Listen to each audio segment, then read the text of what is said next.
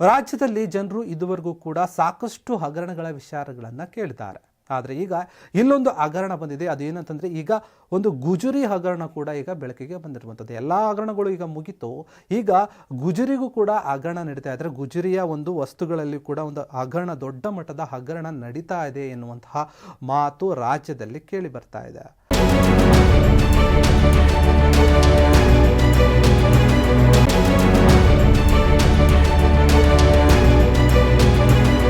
ಅದೇನಂತಂದರೆ ರಾಜ್ಯ ಪೊಲೀಸ್ ಇಲಾಖೆಯಲ್ಲಿ ಕೆಲವೊಂದು ವಾಹನಗಳು ಸೀಸ್ ಆಗಿ ನಿಂತಿರುತ್ತೆ, ಕೆಟ್ಟೋಗಿ. ಅಂದರೆ ಪೊಲೀಸ್ ಅಧಿಕಾರಿಗಳು ಸೀಸ್ ಮಾಡಿಕೊಂಡು ತಂದು ತಮ್ಮ ಪೊಲೀಸ್ ಠಾಣೆಯಲ್ಲಿ ಇಟ್ಕೊಂಡಿರುವಂತಹ ಒಂದು ವಾಹನಗಳನ್ನು, ಕೆಲವು ಗುಜರಿ ವಸ್ತುಗಳೇನಿದೆ ಆ ಗುಜರಿ ವಸ್ತುಗಳಿಗೆ ಮಾರಾಟ ಮಾಡೋಕ್ಕೆ ಒಂದು ಟೆಂಡರನ್ನು ಕರೀತಾರೆ. ಆ ಟೆಂಡರ್ ಕರೆಯುವಂತಹ ವಿಚಾರದಲ್ಲಿಯೂ ಕೂಡ ಈಗ ಒಂದು ದೊಡ್ಡ ಮಟ್ಟದ ಹಗರಣ ನಡೆದಿದೆ. ಯಾಕಂತಂದರೆ CM ಸಿದ್ದರಾಮಯ್ಯ ಅವರ ಒಂದು ಆಪ್ತ ಆಗಿರುವಂತಹ ವ್ಯಕ್ತಿಗೆ ಯಾವುದೇ ರೀತಿಯಾದಂತಹ ಒಂದು ಟೆಂಡರನ್ನು ಕರೆಯದೆ ವಾಹನಗಳನ್ನು ಅಥವಾ ಈ ಒಂದು ಟೆಂಡರ್ ಪ್ರಕ್ರಿಯೆ ಇಲ್ಲದೇನೆ ಅವರಿಗೆ ಈ ಒಂದು ಗುಜರಿ ವ್ಯಾಪಾರದ ಅಂದರೆ ವಾಹನಗಳನ್ನು ತೆಗೆದುಕೊಳ್ಳೋಕೆ ಅನುಮತಿಯನ್ನು ನೀಡಲಾಗಿದೆ. ರಾಜ್ಯ ಸರ್ಕಾರದಿಂದಲೇ ಒಂದು ಆದೇಶ ಪತ್ರ ಬಂದಿದೆ ಎನ್ನುವಂತಹ ಆರೋಪ ಈಗ ಕೇಳಿ ಬರ್ತಾ ಇದೆ. ಯಾಕಂತಂದರೆ ಸ್ಟೇಷನ್ನಲ್ಲಿ ನಿಂತಿರುವಂತಹ ಎಲ್ಲ ಗಾಡಿಗಳನ್ನು ಕೂಡ CM ಆಪ್ತ ಆಗಿರುವಂತಹ ಸಮೀವುಲ್ಲಾ ಎನ್ನುವಂತಹ ವ್ಯಕ್ತಿಗೆ ನೀಡಲಾಗಿದೆ. ಈ ಒಬ್ಬ ವ್ಯಕ್ತಿ ಏನಿದು CM ತವರು ಜಿಲ್ಲೆ ಮೈಸೂರು ಆಗಿರೋದ್ರಿಂದ ಆ ಮೈಸೂರಿನ ವ್ಯಕ್ತಿ ಈ ಒಂದು ಸಮೀವುಲ್ಲಾ ಎನ್ನುವಂತಹ ಮಾತು ಕೇಳಿ, ಸೈಯದ್ ಸಮೀವುಲ್ಲಾ ಎನ್ನುವಂತಹ ವ್ಯಕ್ತಿಗೆ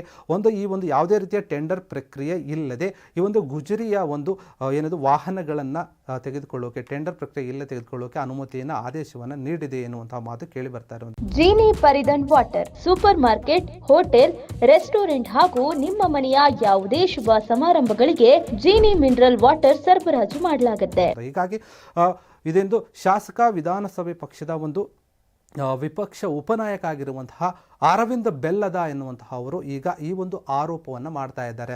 ರಾಜ್ಯ ಸರ್ಕಾರದ ಮೇಲೆ ಗಂಭೀರ ಆರೋಪವನ್ನು ಅರವಿಂದ್ ಬೆಲ್ಲದ ಅವರು ಮಾಡಿರುವಂಥದ್ದು. ಯಾಕಂತಂದರೆ ಯಾವುದೇ ಒಂದು ಟೆಂಡರ್ ಪ್ರಕ್ರಿಯೆ ಕರೆದಿಲ್ಲ. ಹೀಗಾಗಿ ಇದರಲ್ಲಿ ಒಂದು ದೊಡ್ಡ ಹಗರಣ ನಡೆಯುವಂತಹ ಒಂದು ಸಂಭವವಿದೆ.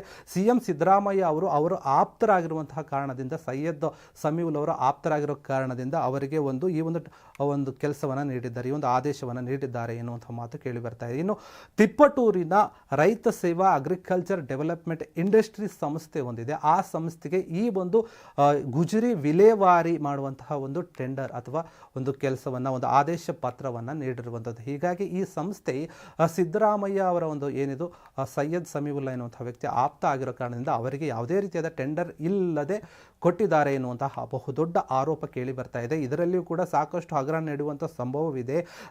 ಯಾವುದೇ ಒಂದು ಏನಿದು ಆದೇಶವನ್ನು ಕೊಡಬೇಕಾದ್ರೆ ಅಥವಾ ಈ ರೀತಿಯಾದಂಥ ವಿಲೇವಾರಿಯನ್ನು ಕೊಡಬೇಕಾದ್ರೆ ಟೆಂಡರ್ ಕರೀತಾರೆ. ಮೊದಲನೇದಾಗಿ ಟೆಂಡರ್ ಕರೆದು ಅದರಲ್ಲಿ ಯಾವ ವ್ಯಕ್ತಿಗೆ ಕೊಡಬೇಕು ಅಥವಾ ಸೂಕ್ತ ವ್ಯಕ್ತಿ ಯಾರಂತ ಒಂದು ಆಯ್ಕೆಯನ್ನು ಮಾಡಿ ಆ ನಂತರ ಆದೇಶವನ್ನು ಹೊರಡಿಸಲಾಗುತ್ತೆ. ಇದು ಒಂದು ಪ್ರಕ್ರಿಯೆ ಇರುವಂಥದ್ದು. ಆದರೆ ಈ ಯಾವುದೇ ರೀತಿಯ ಪ್ರಕ್ರಿಯೆ ಇಲ್ಲದೆ ಡೈರೆಕ್ಟ್ ಆಗಿ ಇವರಿಗೆ ಈ ಒಂದು ವಿಲೇವಾರಿಯ ಒಂದು ಜವಾಬ್ದಾರಿಯನ್ನು, ಆದೇಶ ಪತ್ರವನ್ನು ಕೊಟ್ಟಿರೋದು ಈಗ ಅನುಮಾನಕ್ಕೆ ಎಡೆ ಮಾಡಿಕೊಡ್ತಾ ಇದೆ. ಇದರಲ್ಲಿ ಕೂಡ ಒಂದು ದೊಡ್ಡ ಹಗರಣ ಆಗುವ ಒಂದು ಸಾಧ್ಯತೆ ಇದೆ ಎನ್ನುವಂತಹ ಮಾತನ್ನ ಅರವಿಂದ್ ಬೆಲ್ಲದ ಅವರು ಹೇಳಿದ್ದಾರೆ.